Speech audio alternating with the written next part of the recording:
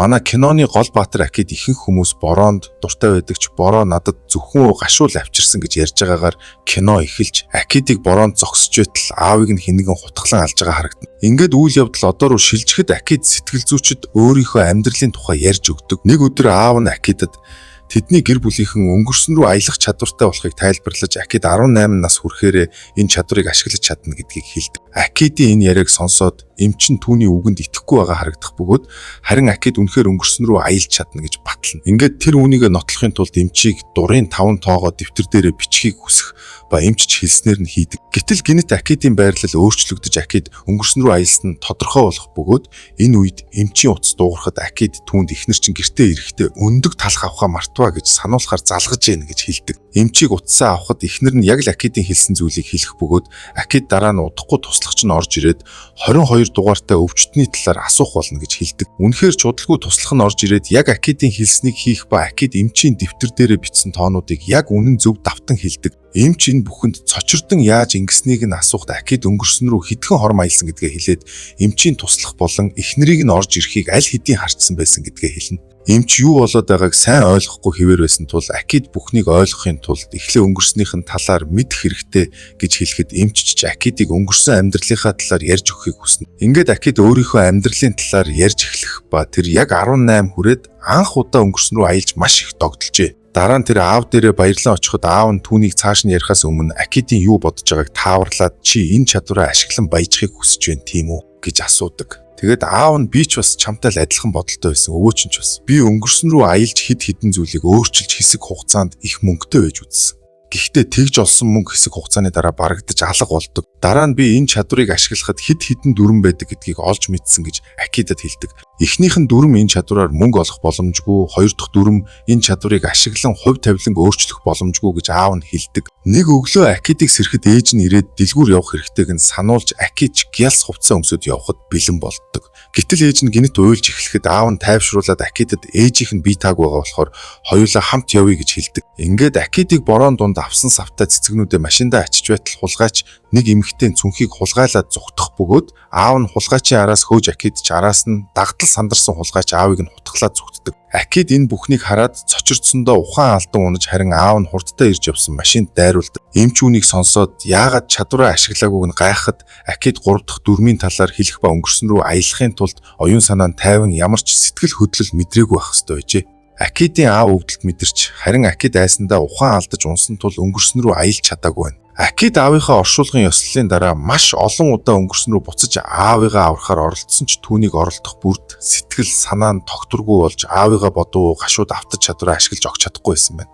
Гэтэл ээж нь Акид дээр ирээд цагдаа нар хэрэгтнүүдийг барьсан талаар хэлж Акидыг өөрчилж чадахгүй зүйлийнхээ төлөө шаналж гуниглахгүй байхыг гуйгаад аавынх нь үхэл бол нэгэнт зурагдсан зүйл байсан гэж хэлдэг. Хүн яаж хичээгээд нэгэнт зурагдсан хувь тавиланг өөрчилж чадахгүй болохоор үүнийг хүлээн зөвшөөр гэж ээж нь Акидад хэлэхэд тэр ч эцэстээ энэ гашуун үнэн хүлээн зөвшөөрнө. Ингээд Акид өөрийнхөө амьдралд төвлөрч маш их хичээсний эцэст цагдаа болдог. Үүнээс хойш тэр өөрийнхөө өнгөрсөн рүү аялж чаддаг чадварын талаар хэнд ч хэлээгүй бөгөөд ажиллаа хийж байхдаа энэ чадвараа ашиглан нэгэн эмэгтэй охин хоёрын амийг авардаг. Дараа нь Акид эмчит тэмдэглэлийн дэвтрээ өгөөд эхний тоонууд нь хэдэн хүн аврах гэж оролцсныг маань харин хоёр дахь тоонууд нь өнгөрсөн рүү аялах бүрдээ хэр удаан хугацаагаар аялсныг маань харуулж байгаа юм гэж тайлбарладаг. Улмаар тэр бас нэг нууцыг дэлгэх ба Акид өнгөрсөн рүү аялах бүрдээ яг тэр хугацаагаараа хөгшөрдөг байжээ.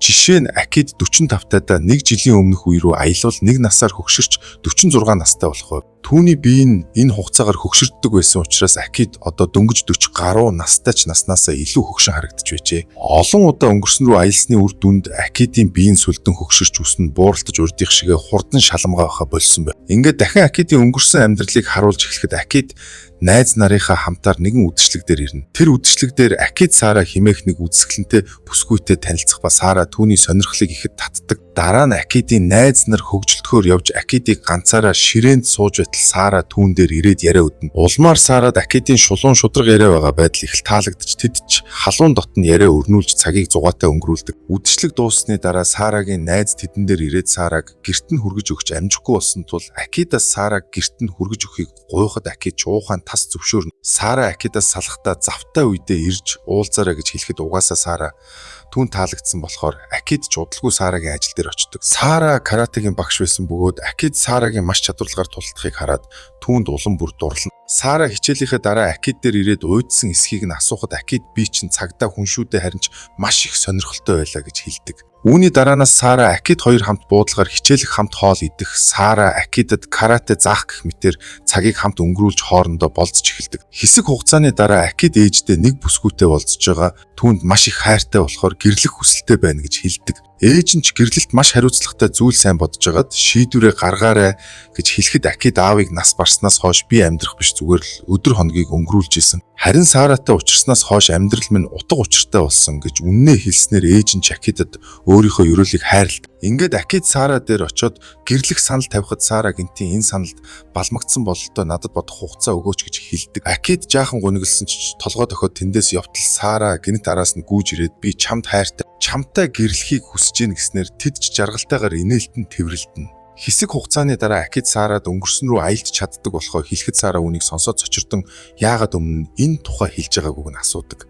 Акид ч өмнө чамтай гэрлэнэ гэдгээ мэдээгүй байсан. Харин одоо хоёулаа нэг гэр бүл болохоор чамаас юу ч нуухыг хүсэхгүй байна гэж үннээ хэлнэ. Акид бас Сарад нэг л мэдхэд буурал үстэй болцсон байвал битгий гайхаараа гэд цаг хугацаагаар аялах болгондоо тэр хугацаагаараа хөгшөрдөг болохоо тайлбарлана. Үүнийг сонссон Сара Акидд чин сэтгэлээсээ санаа зовж хэрвээ чи надтай үнэхээр гэрлэмээр байгаа бол над нэг зүйлийг амлал, ирээдүйд юу ч болж исэн наад чадвараа битгий ашигла, би чамтай хамт хөгшөрч чамтай хамт урт удаан жил аз жаргалтай амьдрмаар байна гэж гуйдаг. Сарагийн энэ чин сэтгэлийн үг Акидын зүрхэнд хүрч тэр Сарад ахиж өөрийнхөө чадварыг ашиглахгүй гэж амладаг. Ингээд удалгүй Акид Сара хоёр гэрлэж хамтдаа байгаа хорон мөч бүрээ аз жаргалтайгаар өнгөрүүлж эхлэх ба нэг л мэдхэд Сара жирэмсэн болсон гэсэн баяртай мэдээ дуулгаж хоёулаа маш их баярлаж догдолдог. Нэг өдөр Акид хүн барьцаалсан гэсэн яаралтай дуудлага хүлээж аваад хэргийн газар дээр очиход барьцаалагч эрд дэлгүүрийн худалдагчид хайж тулгдсан байдаг. Акид барьцаалагч эрийг тайвшруулах гэж оролдож байх зур Сара эмнэлэг төрхөөр өвдөж Акид руу өчнөө удаа залгсан боловч Акид утсаа сонсдоггүй.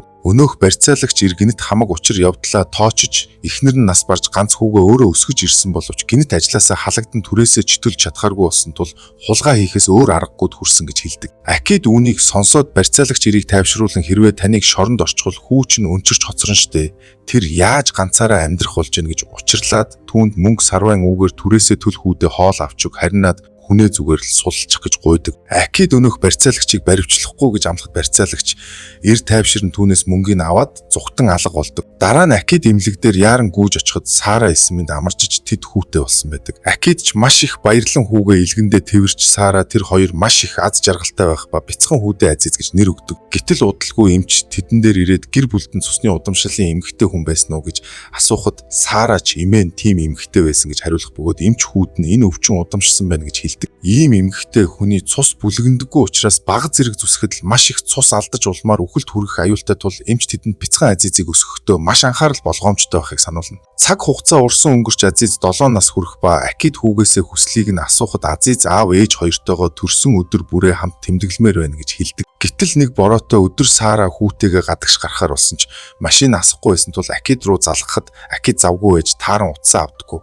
Ингээд Сара Азиз хоёр такси барьж очих ёстой газараа очиод гарцаар гарч байтал гинэт Азизийн тоглоом нь гараас нь унж Азиз ч тоглоомоо авахаар тонгоох ба яг энэ үед нэг машин хурдтайгаар ирж яваа харагдав. Удалгүй Акид гинтийн дуудлага хүлээж аван тэнгэр түүнийг хөмрөх шиг л болд. Акид эхнэр хүү хоёр нь осолд орж хоёулаа газар дээрээ нас барсан гэсэн аимшигтай мэдээг хүлээж аваад эмнэлэг рүү яарам гүйж очиод эхнэр хүү хоёрынхоо амьгүй болсон биеийг харан асар их цочирдон яахаа мэдэхгүй бол. Тэр цочирдсан чихтэй хэргийн эзэн дээр очиод нэгэн цочирдмоор үннийг олж мэдэх бөгөөд эхнэр хүү хоёрыг нь дайрсан хэрэгтэн үнэн хэрэгтэй түүний өмнө нь аварч исэн барьцаалагч ир вэж таардаг. Акид өнөөх эрд маш их уурлан би чамд тусалж яхад харин чи гэр бүлийг минь надаас булаалаа гэж түүн рүү дайрна. Өнөөх эр Акидд осол болсон цагийг хэлснээр Акид юу ч хэлгүй тэндээс гарч явдаг. Акид өмнө нь аавыгаа аварч чадаагүй ч энэ удаа тэр алдаагаа давтахгүй гэж хатуу шийдээд өөрийнхөө оюун санааг тайвшруулж хамаг л хүчээ шавхан чадвараа ашиглаж өнгөрсөн рүү аялдаг. Тэр осол болохоос яг өмнөх үе рүү очиод эхнэр хүү хоёроо зам хөндлөн гарах гэж байхыг харан тэдэн рүү гүйж зогс гэж хашгирсан ч Акидыг очиж амжихаас өмнө тэд дахин дайруулдаг. Акид дахиад өнгөрсөн рүү буцаж эхнэр хүү хоёроо аврахаар оролцсон ч хэдхэн секундээр хоцроод байдаг. Тэр ахин хэд хэдэн удаа оролцсон ч осол болсон хിവэр л байдаг. Эхнэр хүүхдээ аврах гэж олон удаа оролцсны дараа Акид гэртээ ирээд уурандаа хамаг юм авч шидэн. Тэр аавынхаа өмнө хэлжсэн зурагдсан хувь тавилан яаж хичээгээд өөрчлөх боломжгүй гэсэн үгийг санаж энэ үннийг хүлээн зөвшөөрөх гэж оролцсон Чүо гашуун хитрхи их байсан учраас хүлээн зөвшөөрч нэг л чадахгүй байдаг. Ингээд үйл явдал одоо руу шилжихэд Акидийн түүхийг сонссон эмч түүнээс яагаад 2 өдрийн өмнөх цаг үе рүү буцаад эхнэр хүүхдээ авраагүй юм бэ гэж асуухад Акид чи намайг аль хэдийн энэ бүхнийг оролдож үзсэн гэж бодохгүй байна уу гэж хариу асууд. Акид аль хэдийн үүнийг оролдож үзсэн бөгөөд эхнэр хүү хоёроо осол болсон өдрийг өнгөртөл гаргахгүй байхаар шийджээ. Ингээд хүүгээ сургуульд нь явуулгүй гадаа тогло гэж гаргах ба Сара энэ хооронд угаалгын өрөө орсон боловч удалгүй чангаар хашгирах сонсогдож Акидыг яаран очиход Сара хальтран унахдаа суултур мөргөн амиа алдсан байдаг. Ингээд зогсохгүй гадаа тоглохоор гарсан азийн шатнаас унаж тархиндаа хүнд гимтэл аван газар дээрээ нас барсан байдаг. Гэсэн ч Акид бууж өгөхийг хүсэлгүй дахин хэдэн өдрийн өмнөх рүү буюу Акидийн төрсөн өдөр рүү буцаж эхнэр хүү хоёроо аврахаар оролт. Акид их л гунигтай харагдах ба Сара түүнийг тайтгаруулж дуртай хоолыг нь хийж өгөхөөр Азизтай хамт галтгоо руугаа явсан боловч гинэт Газан Плетикийн дэлбэр нь тэд дахин Акидийн нүдэн дээр амиа алддаг. Акид цөхрөнгөө барсан хэдий ч бууж өглгүй дахин оролцсоор байдаг. Гэсэн ч түүнийг өнгөрснийг өөрчлөх бүрд эхнэр хүү хоёр нь ямар нэгэн байдлаар амиа алдсаар л байдаг. Акид бүр өнөөх барьцаалагч эрийг олоод тэр өдөр машина барихгүй байхыг анхааруулсан ч Азиз модноос унаж амиа алдан Сараач бас ямар нэг байдлаар амиа алддаг. Тэр эмчд эхнэр хүү хоёроо аврахын тулд өнгөрсөн рүү 150 удаа аялсан боловч бүх оролдлого нь бүтлгүүцсэн талаар хэлэх бөгөөд тийм ч учраас Акид одоо илүү хөгшин харагдчихжээ.